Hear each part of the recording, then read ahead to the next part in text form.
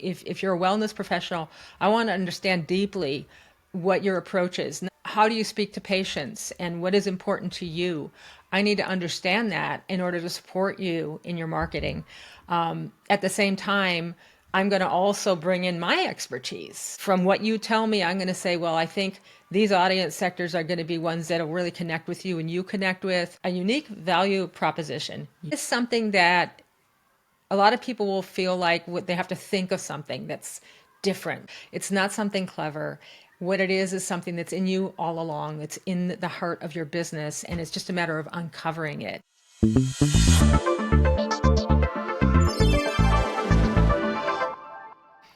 Hi, everyone, and welcome back to the Exact Digital Podcast, where we dive into honest conversations with creative minds who are shaping the ways brands connect, communicate, and grow. Today, I'm joined by Lindy Bostrom, founder of Bostrom Graphics, a creative brand and messaging studio that focuses on helping wellness professionals and organizations build brands that feel aligned with their values.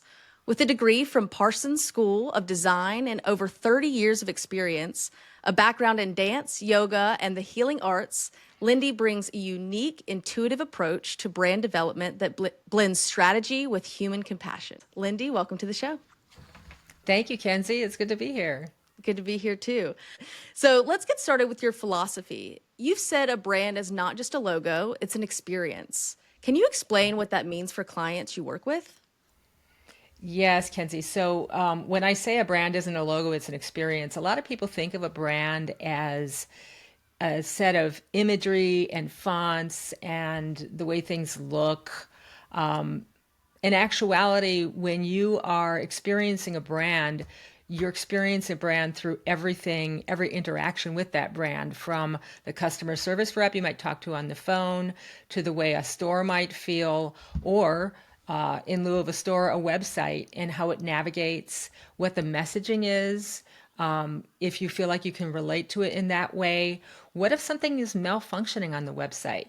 How does that affect your impression of the brand? So that experience will, whether it's conscious or not conscious, have somebody walking away with an experience that was either kind of on the positive side or the negative side. And there are a lot of factors that determine that go beyond just, here's my logo and here are my colors. Absolutely. It really is your foundation of who you are, and it can turn people off really quickly. Yeah, or on, if it's Or done on, well, yes. you know, Absolutely. for sure. Yeah. So, I mean, people So, don't think about all of the ways, it's funny because I remember one of the very first design classes that I took, and the teacher asked us to look around the room and just pick something. Just pick any random thing in the room. And of course it was like an art studio, so there wasn't a lot in there. So I think I picked a chair or something. And he said, whatever you picked, somebody designed that. And most of us that aren't in that world don't think about that. This is, I have a pen, it's utilitarian, but the way it looks, the way it feels in my hand, the way it writes, the ink in it was thought about very carefully by somebody. And so it's an interesting point when you have a business, even if you're not a designer, there's so many different aspects to think about in terms of how that business is perceived to the audience in the outside world. absolutely. There's been plenty of agencies that I ran into, and their website looks like they have 100 employees because it's that quality. And I meet them, and they're solopreneurs. Yes, well, and that's one approach. Another approach might be I'm a solopreneur and I'm not trying to be anything else. It's authentic, but it can still be very professional and very engaging. Absolutely. So, Yeah. why do you think or believe that branding is such a crucial foundation for marketing, especially for wellness businesses? Right. Well, so wellness businesses have a particular challenge in that when you're dealing with somebody's health and wellness, you're dealing with them. It's not a new dress or, um, an appliance. This is me. This is my body, my mind, and essentially my life. And anytime you are dealing with somebody's life and their well-being of their life, it's got a higher level of importance. So you need to be able to build a good amount of trust. And you also have the hoops to jump through with regulations and compliance, right? Anytime, a professional is working on somebody, they have to make sure that they're following regulations. They've got much more paperwork and tests to pass, so to speak, in order to be able to be a professional and to keep their certification and do things in a legal way with the people that they're treating. So those are particular challenges. And that trust factor is very particular. It's very subjective. Yeah, I might say, "Oh, I like you. I have a good feeling about you," and the next person might be like, "I don't like that person." And who knows, what that is, what in their subconscious or their background makes them feel that way. So it's difficult. Absolutely. And in the wellness industry, people have to be more vulnerable because the Yes. people that you're reaching are putting themselves out there probably. They're in some sort of pain, mental health issue, whatever it may be, or just looking to elevate themselves. They're going to have to put themselves out there a lot more. So it's much better if you are trustworthy or if they can see a reflection of who you are before they get to actually know you. That's right. That's exactly right, Kenzie. And anytime you walk into, it's not just doctor's offices per se. It might be a nutritionist or it might be a personal trainer. It might even be your Pilates instructor, right? And you want to go in feeling like that person knows how to take care of you, and if something goes wrong or if you need a modification, that they know what to do with you with your particular circumstance. Absolutely. And especially in terms of working out, a lot of people are insecure in that space and are afraid of what people are going to think of them. And that can be someone's deterrent for not going and doing that. Exactly, exactly. And that's a whole nother set of circumstances, right? How the community in your space is if you have that sort of business. And I think even if you're an office that is offering individual treatments, there's still a feeling of community that I think is stronger with wellness professionals. Even if it's a line of products, there's still a community that uses those products, and those products are being used to address a certain set of challenges or circumstances. And so there's this sort of very, very human connector that happens. Absolutely. It's more of a need than a want most of the time. Yeah, and even if it's not exactly a need, it feels like a need. It sure feels like one. It's not like, Exactly. yeah, I'd like to have those diamond earrings. It's not like that. It's like, oh, my face doesn't look right. That's a little different.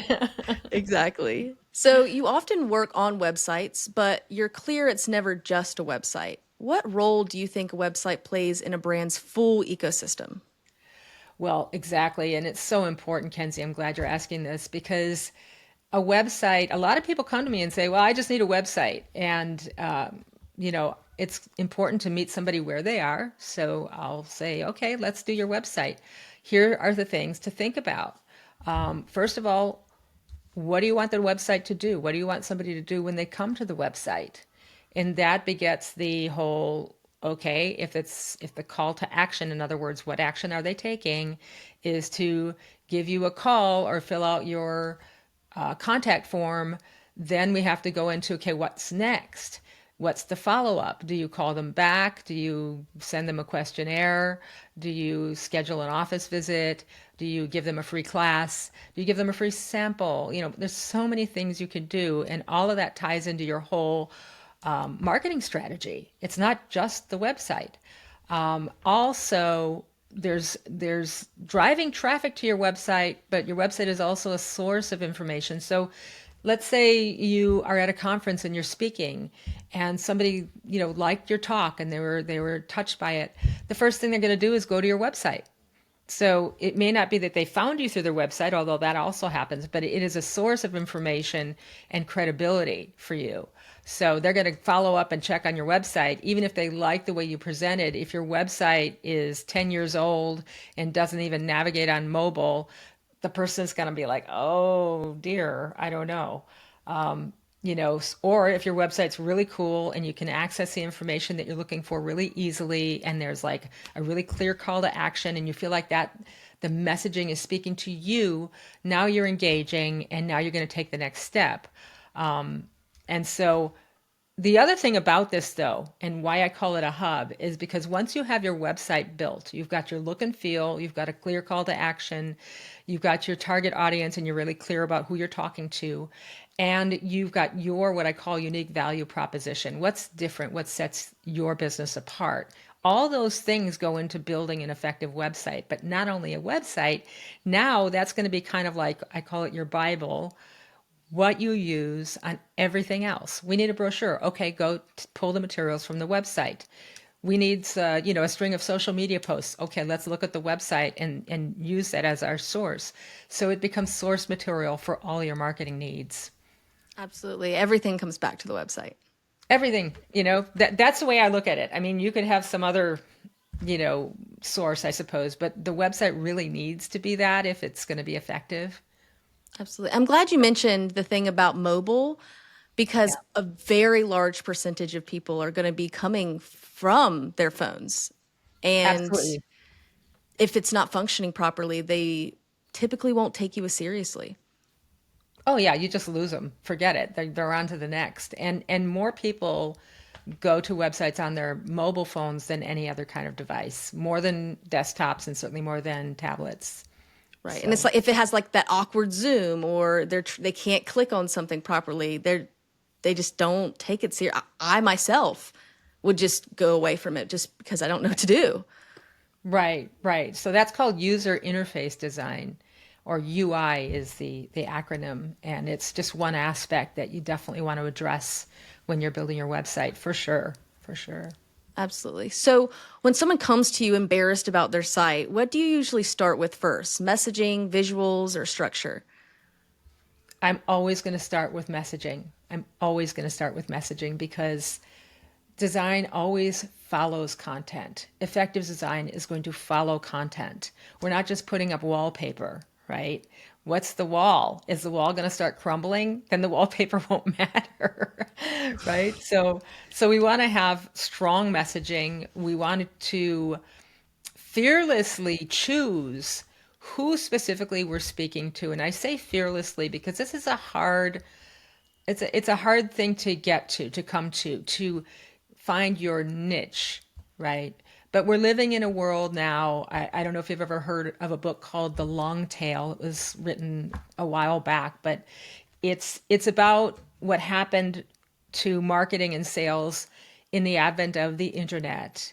So before the internet, you would have your store or your business, and you would have your neighborhood in your local area, and that's where you would pull from. But with the internet, our neighborhood is the whole world now. And what that means is that we've got search engines, and we'll type, keywords into the search engines. Let's say I'm looking for a nutritionist that specializes in diabetes for women under 20. So I'm getting more and more and more and more specific. And that what's going to pop up in your search is exactly what you're looking for, right? We've all gotten much, much better at prompting. And now with AI, it's getting even more specific. And so we can find somebody that's doing that search. And if we're that specific, they're going to find us because the specifics match. And so it behooves you as a business owner to be specific about who you're treating, who your audience is. I won't say necessarily treating, sometimes working with, but who you're working with. It needs to be specific. If you're everything to everybody, what happens is you ended up being no one to everybody. I like to say no one to nobody, but that doesn't make sense. It's no one to everybody. Absolutely. Taylor Swift, she says, a friend to all is a friend to none. Yeah, exactly. I love that. I love that. That's exactly it. So, but it's hard because when you start niching down and you say, I'm going to be this, I'm going to treat this person, then you say, well, but I'm going to lose all these other people because I'm saying I only treat this kind of person, let's say. And what happens is you don't necessarily lose the other people. You're not going to turn them away if they come to you. And, business comes in different ways, like, somebody's niece might fit the target demographic of being under 20 diabetic and in need of a nutritionist, but then she talks to her friend's mother whose husband has diabetes and says, well, maybe I want to talk to this person too, you know or she says, you know what? She doesn't just treat diabetes. This nutritionist treats heart conditions. Oh my gosh, my husband has a heart condition. So you see, it depends on, where the information is coming from.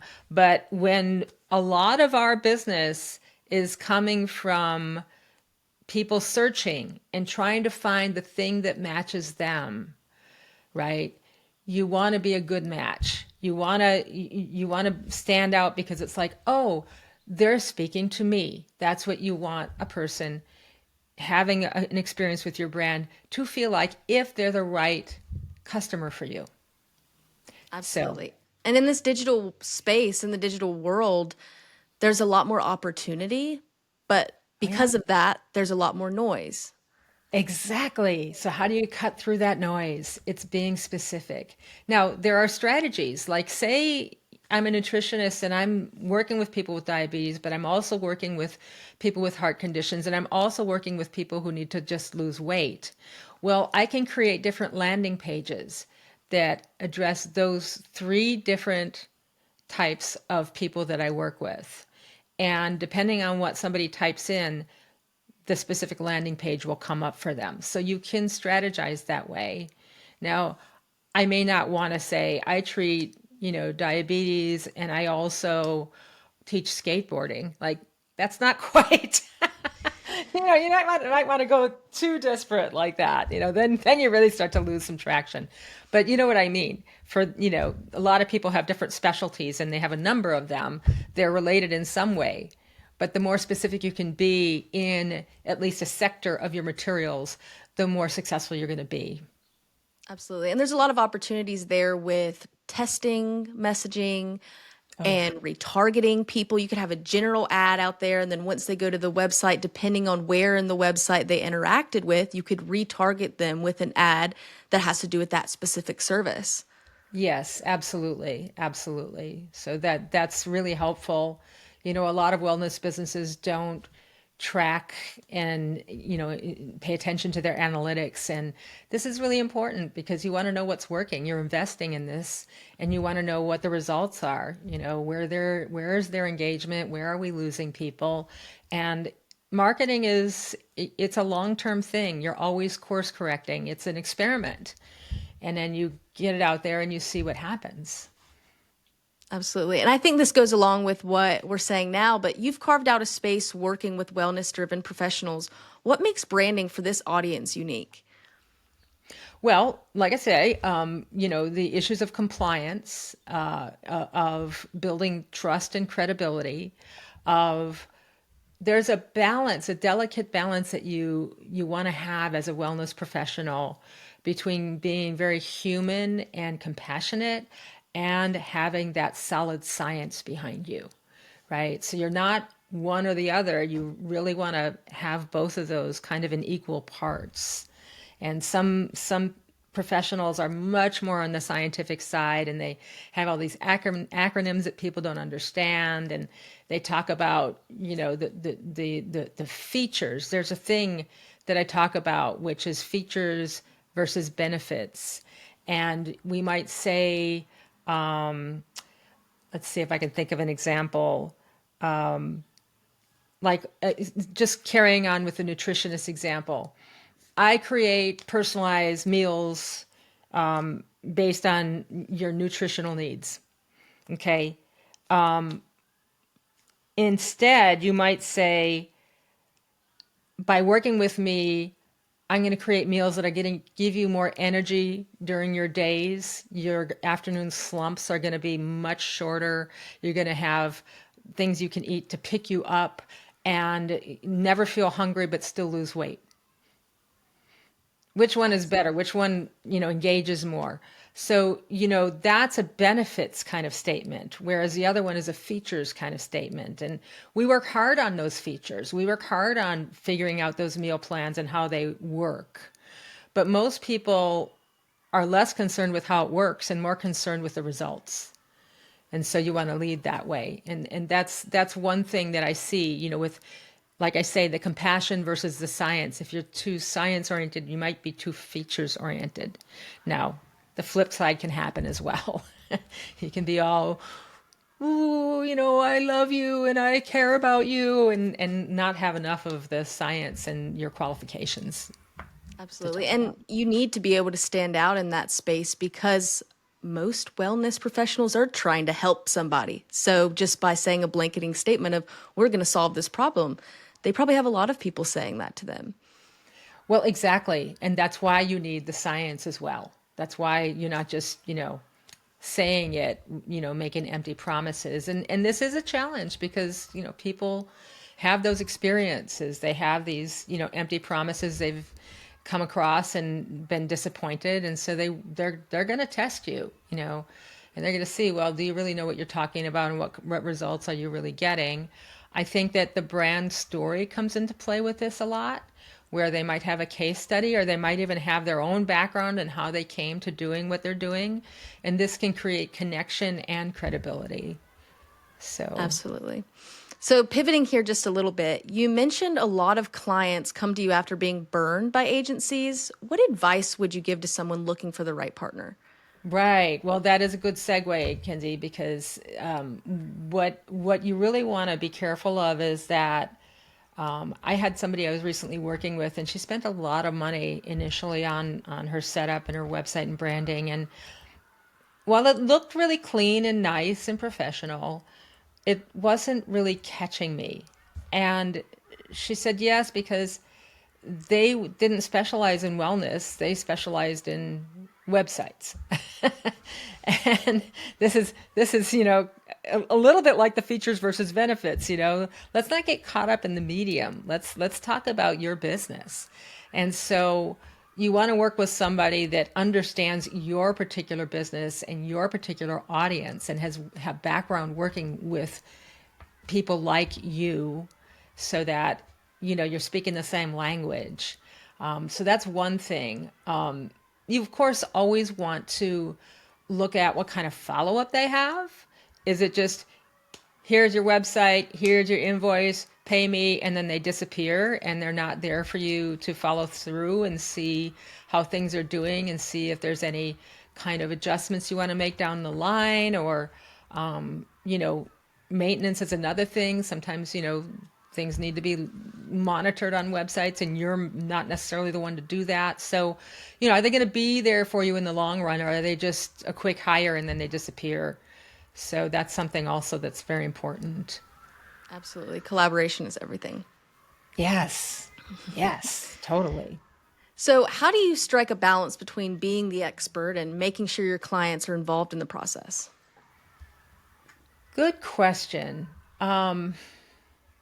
Well, there's a couple of things that come to mind with that, and one is that in our initial conversations, we're vetting each other.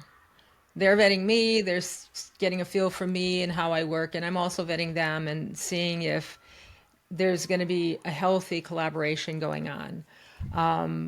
There are people that are much more do-it-yourselfers, and they just want to take it and run with it, and they have their own ideas, and that's probably not the best fit for me. Not that you can't have ideas, but if you're hiring me as much for ideas as you are for technical expertise.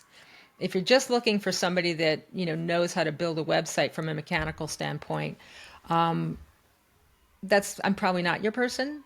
But if you're looking for somebody that's going to follow up with you and have a much more comprehensive view of your business and how it can help you, coming back to the website being the hub for your brand and your business.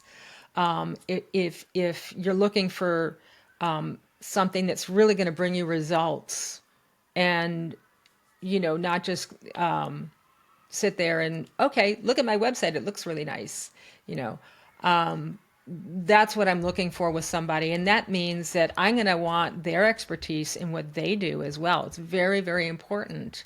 I've just recently been working with an author and doing a book cover, and I said, can I get a copy of your manuscript? It's not published yet, but I want to read this book because I don't feel that I can really design an effective cover without knowing the whole story. And so, that's what I want to do. If you're a wellness professional, I want to understand deeply what your approach is. Not that I can't do what you do, but how do you speak to patients and what is important to you? I need to understand that in order to support you in your marketing. At the same time, I'm going to also bring in my expertise, where I'm going to from what you tell me, I'm going to say, well, I think these audience sectors are going to be ones that will really connect with you and you connect with. I can see what's unique about you. And I will say this about that a unique value proposition, UVP in marketing speak, that is something that a lot of people will feel like they have to think of something that's different. Like, what can I say that makes me different? It has to be clever. It's not something clever. What it is something that's in you all along. It's in the heart of your business, and it's just a matter of uncovering it. It's a matter of recognizing it. It's already there, right? It's like a fingerprint. Every single business has a uniqueness. So it's just a matter of getting enough dialogue going in that direction to uncover it and say, oh, this is it. This is what it is. And when you come up with it, oftentimes I found that it's like, duh, that was simple. That I never saw that, but it's been there all along. Right? It's like, oh, the ruby slippers, I'm already home. So it's fun, when I can collaborate with somebody that way, and it does require both. Right.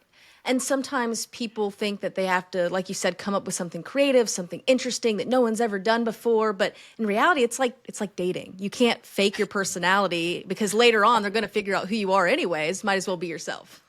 Exactly. That's a good one. I love that. Well, and that's another factor with wellness businesses is that transparency, right? So when you're talking about, let's say, cases that you've covered, you might want to talk about challenges, talk about things that didn't go so well and what you did as a result, right? And so you also have to present yourself in a more vulnerable way in order to engage with your potential clients so that they can see how you operate through all the bumps and the realness of dealing with wellness. Right. And people want to relate to you. They want to know why you do what you do. Maybe you have a story of your own. You had a health issue. Now you're going to help somebody with this. And it allows people to, again, trust you so much more because they feel they can be vulnerable if you are. Exactly, for sure. So even if you yourself, it wasn't the story, maybe it was a relative or a friend, but having that brand story is an important part of the foundation of the brand. And even if it's not right out front, maybe you're not telling that story to everybody, but somehow it's in the background in your energy and the way that you speak and the clear connection you have with certain people. Absolutely. So, can you tell us a little bit about your new wellness website, Success Blueprint? What is it and who is it for? Okay, yes, thank you. So the Wellness Website Success Blueprint is an entry level, I'll call it entry level type of way of working with us. It's the price is very affordable, and so it's a way of getting your feet wet with us and getting a feel of what it's like to work with us without having a huge spend. You walk away with something that is of value in and of itself. So what we're going to do is we're going to work with your website and your business. So we're going to look at your website, but we're also going to talk to you about it and get a feel for what you put into this and what you like about it, what you feel is lacking with it, from your perspective. And then we're going to go through it and evaluate it.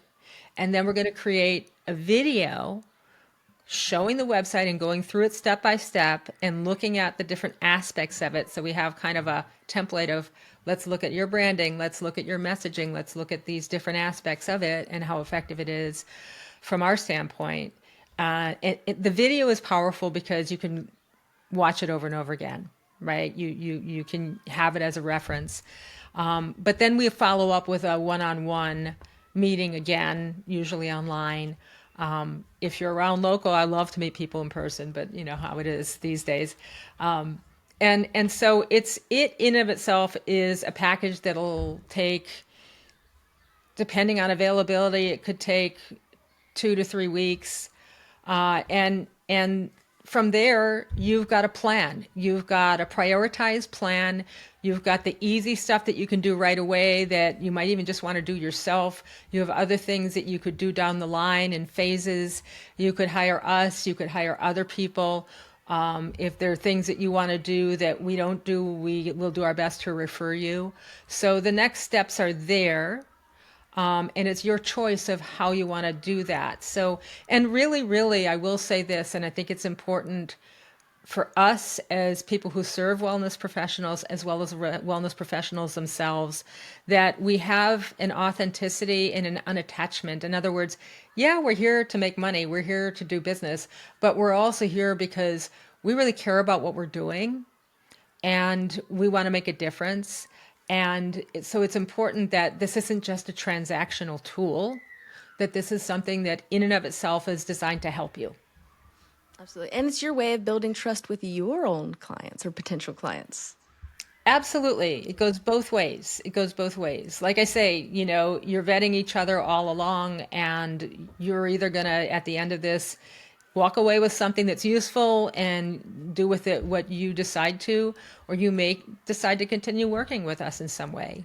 But it is a contained package. It's a short-term package. It's very affordable. From there, we do have the Wellness Market Mastery Program, which is the whole ball of wax, which I was talking about before, where we build this whole program for you. But this would be a first step in any case. Absolutely. So what are you most excited about right now as you grow your agency? What am I most excited about?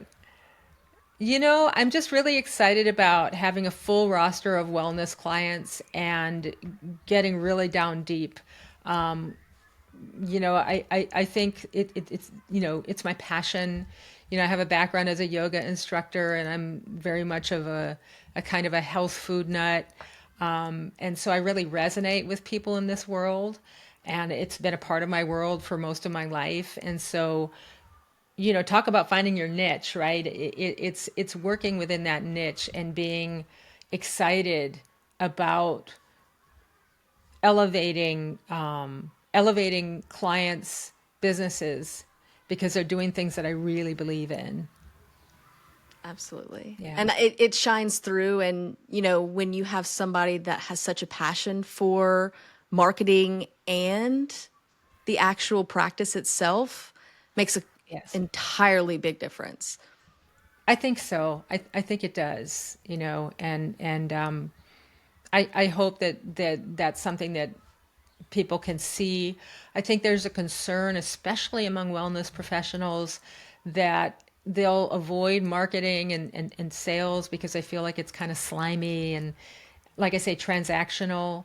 And what I strive to do for people is to create marketing campaigns and materials that are really genuine and are there to fill a need and have that I want to say vibe at the risk of sounding kind of vibey, but you know, have that vibe, have that essence that it isn't this isn't just another sales material. Absolutely. Well, Lindy, this conversation has been such a vibe.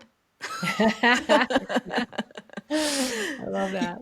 Your approach to branding is a reminder that it's not about quick fixes, it's about alignment, clarity, and building something that really reflects who you are. For those of you who are listening who wants to learn more about Lindy's work, head to bostromgraphics.com. And if you're in the wellness or healing space, be sure to check out her wellness website, Success Blueprint, to start refining your brand with intention. Well, thank you, Kenzie. It's been a pleasure. Yeah, Lindy, thank you again for joining me.